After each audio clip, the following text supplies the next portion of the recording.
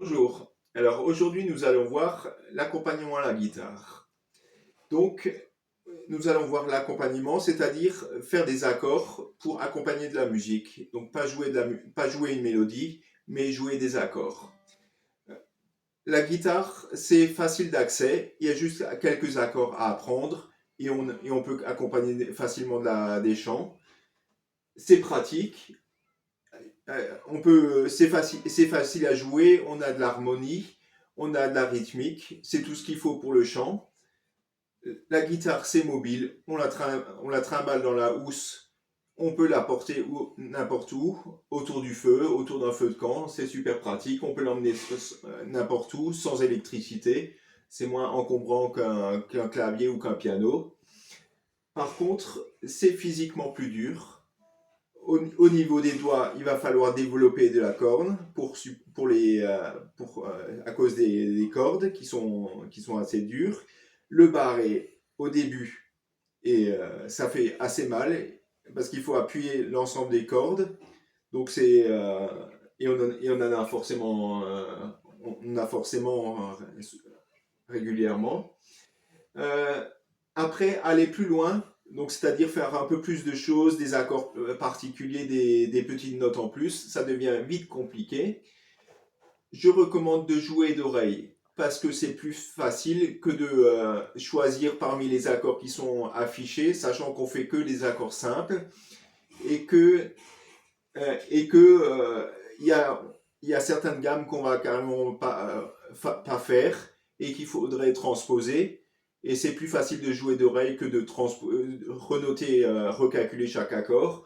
Et jouer d'oreille, c'est juste reconnaître les notes de la basse ou les accords. Quand on a des partitions par exemple comme dans les gemmes, parfois c'est des partitions plus adaptées pour du piano, avec plein d'accords particuliers, des accords sur basse, avec un slash, choses comme ça, des accords en sus, majeur 7, etc., qu'on ne sait pas faire à la guitare, ou pas forcément, ou c'est compliqué. Tout ce qui est quantique, là on oublie, parce que pour faire une suite de basse, etc., c'est même pas possible. C'est pas du tout adapté, c'est trop compliqué. Voilà. Mais, comme dit la guitare, hein, on peut faire quand même énormément de choses et c'est bien pratique. Alors, comment fonctionne le son d'une guitare? Donc, là, on a une corde, je la fais vibrer. Donc, entre le sillet de tête et le sillet de chevalier qui est relié à la caisse de résonance pour faire résonner le tout. Donc, et par contre, si j'appuie sur une des cases, sur une des cordes, ici, la corde vibre entre cette frette ici et le sillet. Et donc, elle vibre sur une partie plus courte et le son devient plus aigu. On a des frettes à tous les demi-tons. Donc, au début, on a la note de base. À chaque fois, c'est un demi-ton plus haut. Et par contre, il faut appuyer assez proche de la frette suivante qui est ici, assez proche, parce que si je fais ici, ça va mal vibrer. Donc assez proche, au milieu plus à droite.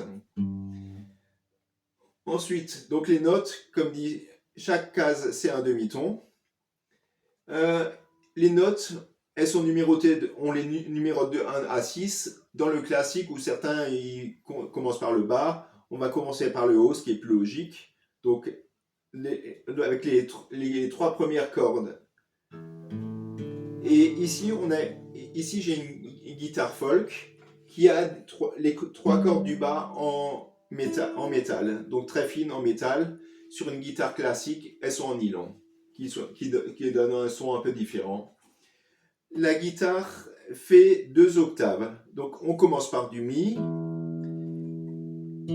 Ici on a la première octave qui finit et on finit à la dernière corde, encore sur un mi. Et on peut monter toute là en bas jusqu'à une 3e octave. Mais on ne l'utilise pas vraiment pour les accords. Donc 3 octaves, mais deux principales. Les cordes, c'est mi, la, ré, Sol, Si, Mi. Et en fait, on a ici tout un jeu de cartes, parce que l'écart entre une note et la suivante, c'est une carte. Donc la quatrième note, ce qui fait 5 demi-tons. Donc il y a deux petits repères qui l'indiquent. Donc si j'appuie dessus, j'ai le 1 là, et qui est la même note que la corde suivante. Et pareil ici, pareil la carte. Par contre, pour la quatrième note, c'est une tierce.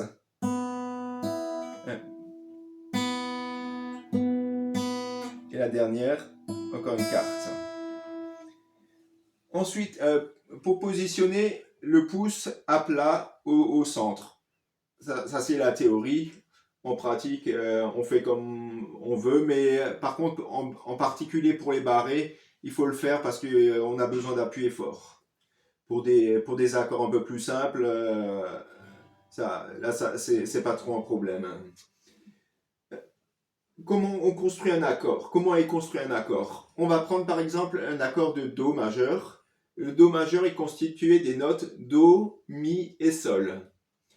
Donc le but, c'est que chaque corde soit un Do, soit un Mi, soit un Sol. Donc on va les tester pour le premier accord. Après on montrera tout, on utilisera ceux qui sont tout faits. Donc première corde, j'ai un Mi. Ça tombe bien, c'est dans le Do Mi Sol. La deuxième corde, c'est un La. Et je dois monter de 3 demi-tons pour arriver jusqu'au Do. Ensuite, j'ai le Ré, la corde du Ré. Là, je dois monter de 1 ton pour arriver jusqu'au Mi. Ensuite, Mi, La, Ré, Sol. Donc le Sol, c'est dans l'accord Do, Mi, Sol. Ensuite, j'ai la corde de Si. Donc de Si, je vais monter jusqu'au Do, donc un demi-ton. Et la dernière corde, c'est Mi. Donc ça donne, elle est dans l'accord. Donc je récapitule ici. Et donc j'ai ces trois cordes que j'ai dû décaler. Et donc maintenant j'ai l'accord de Do majeur qui fait.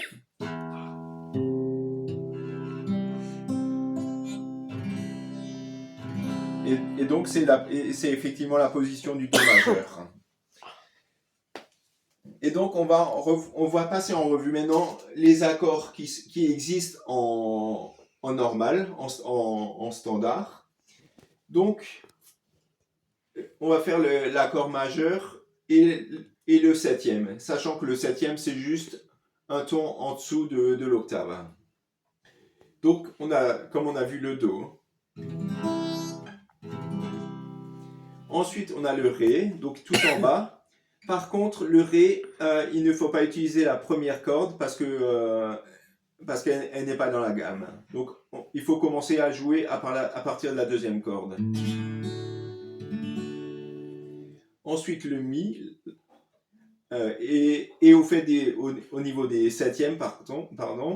Donc, là, on a le Do. Et je rajoute le petit doigt ici, sur la quatrième corde, en troisième case.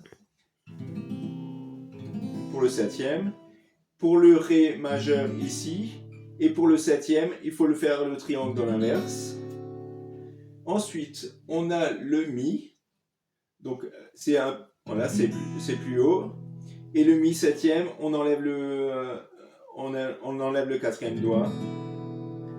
Ensuite, le Sol, donc c'est les cordes extrêmes, et la septième, c'est le petit doigt qui est en bas. Et ensuite le La, c'est trois cordes au même endroit. Voilà. Et le septième, on enlève le doigt du milieu. Pour les accords mineurs, il y en a moins. Avant, on avait l'accord majeur de Ré. L'accord mineur, ça donne celui-là. Et toujours, on n'utilise pas la corde du haut. Le Mi mineur, il est plus simple, juste avec 2 cordes. Et le La mineur, donc c'est on avait le La ici, et voilà, une note qui change uniquement. Ensuite, comment on va faire tous les autres accords? Ben, tout simplement, on prend l'accord de Mi et on va décaler en appuyant sur toutes les touches, comme le fait le scié de tête. On fait ça avec le doigt, en appuyant sur tous. Et donc, en fait, on décale simplement tout de un demi-ton. Donc là, j'ai le Fa, Fa dièse, Sol, Sol dièse, La. Et en fait, le La, on peut le faire ici. Donc, on arrête. On ne va pas plus loin au niveau des barrés. Et ensuite, on fait pareil avec les accords du La.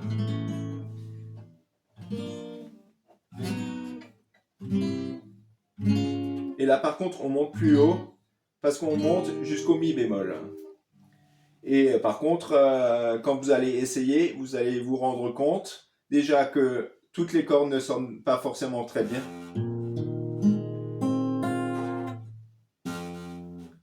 Par exemple. Et ça fait mal au poignet, choses comme ça. Et on a parfois tendance à vouloir éviter. Et voilà. Ensuite, qu'est-ce qu'on peut faire en plus de ça? En fait, pas grand-chose, si ce n'est quelques petites variantes de notes, soit aiguës, par exemple.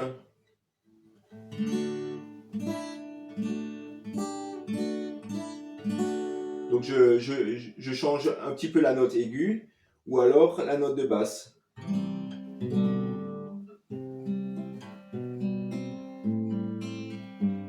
Voilà. Donc c'est essentiellement ce genre de choses qu'on va faire, soit la note aiguë, soit la note de basse. Parfois, voilà. Ce qui rajoute une petite amélioration. Ensuite, au niveau de la main droite. Donc là, on a vu tout ce qui était la main gauche, la main droite. Maintenant, on va utiliser un médiateur pour faire de la bonne rythmique. C'est comme les ongles, sachant, mais par contre, on peut faire une remontée. Je vous déconseille de faire la remontée avec les ongles, si vous allez vous les arracher. Pour jouer, on va uniquement faire une rotation du poignet.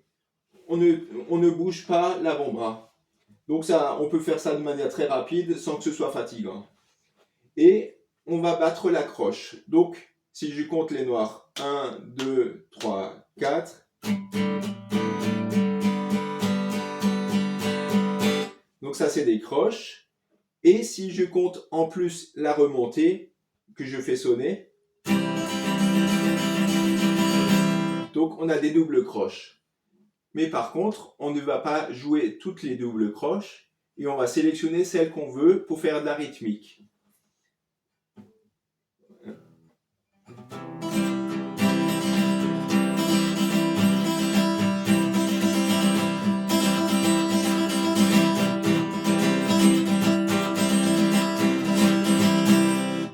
Donc, avec ce style-là, on a toutes les possibilités de rythmique de tous les styles. Une autre possibilité encore, c'est de jouer uniquement faire sonner juste la note de la basse.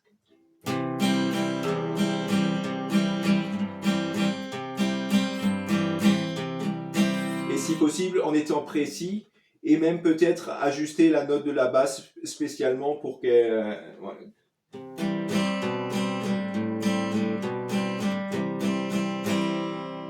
pour faire un joli jeu de basse. Une autre possibilité, c'est sans le médiateur, juste avec les doigts. Donc c'est un son beaucoup plus doux. Et par contre, là, on peut vraiment mieux choisir les cordes qu'on va faire sonner et justement faire ces petites variations.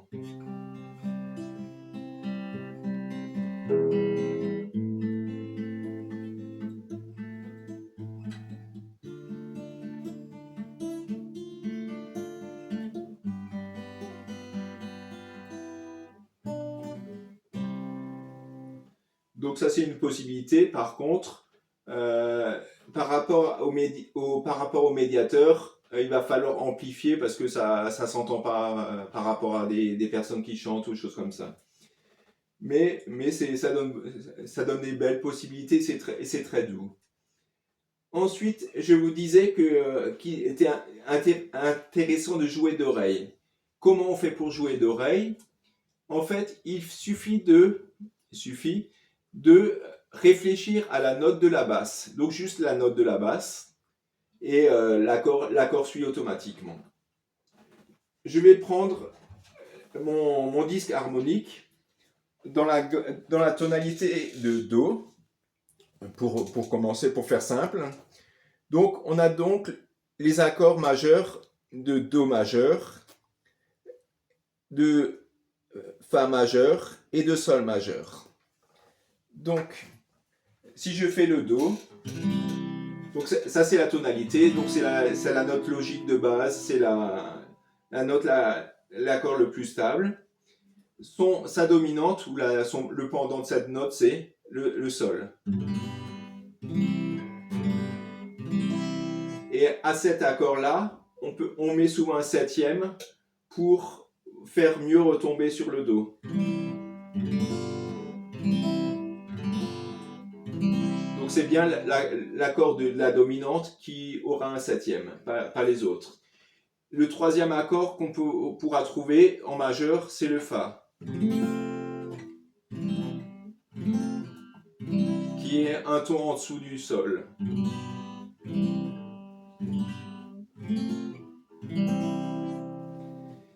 Après, il y a les accords mineurs. Donc le Ré mineur qui est un ton au-dessus du Do.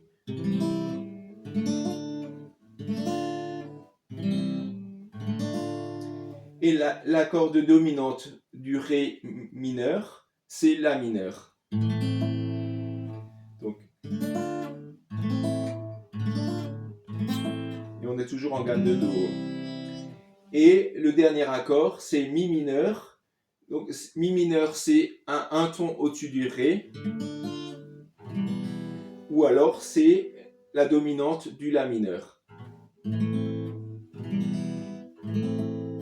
Donc, comme je récapitule, donc ça fait Do, Sol septième, Fa, Do, Ré mineur, La mineur, Mi mineur, La mineur, Do. Donc, si vous arrivez, le but c'est d'arriver à repérer ces accords. Donc, il n'y en a que 6. Je rappelle que le Si n'est pas un accord, il est plus ou moins inclus dans le Sol septième. Donc il n'y a que 6 accords, 3 accords majeurs et 3 accords mineurs. Donc si vous pensez juste à la sonorité, à la note de basse, vous devrez arriver à trouver votre note parmi ces 6 accords. Et c'est beaucoup plus simple de jouer d'après ces enchaînements d'accords que de devoir tout noter, choses comme ça. Et en fait, maintenant au niveau des gammes, parce qu'on ne joue pas toujours en Do. En fait, selon la gamme, on va rencontrer plus ou moins de barrés. Les barrés, même pour une gamme de Do ou pour une gamme de Sol, vous aurez déjà au minimum un barré. Avec une gamme de Ré, il y aura 2 barrés. Après, il y aura 3, 4 et même 5 et 6 que des barrés pour les gammes, en particulier les gammes en bémol. Et donc, dans ce cas-là, sauf si vous êtes vraiment, vraiment à l'aise, il va falloir transposer. Donc, comme dit, toutes les gammes en bémol, ça passe par du barré, avec des barrés jusqu'au mi bémol qui est tout là derrière. Et donc, pour transposer, par exemple, donc il faut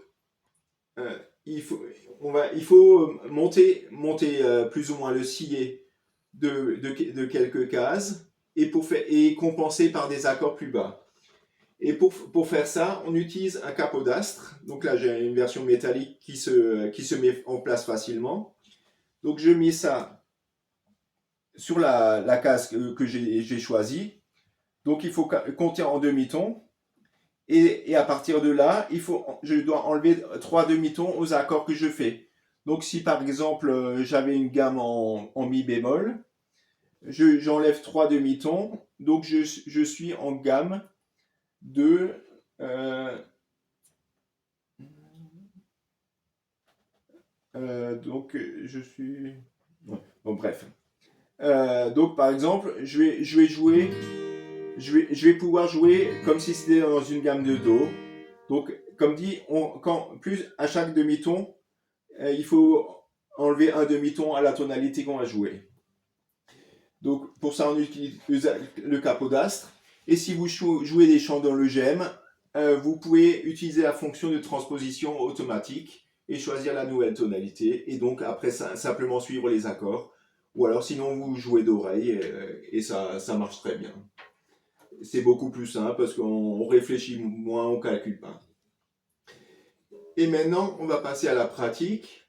Et je vais prendre le chant qu'on avait vu au piano aussi, Bien ne tarde plus, c'est le GEM 720. Donc, il est en gamme de Ré, donc c'est une gamme facile à faire, donc avec très peu de barrés. J'ai prévu quelques petites particularités.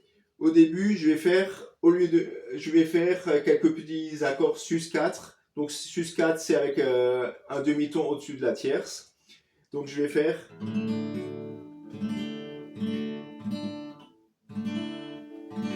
Donc, cette petite variation de notes. Ici, je vais la sus4 et mi mineur 7. Voilà. Et donc, je vais jouer avec le médiateur. Donc, 1, 2, 3, 4.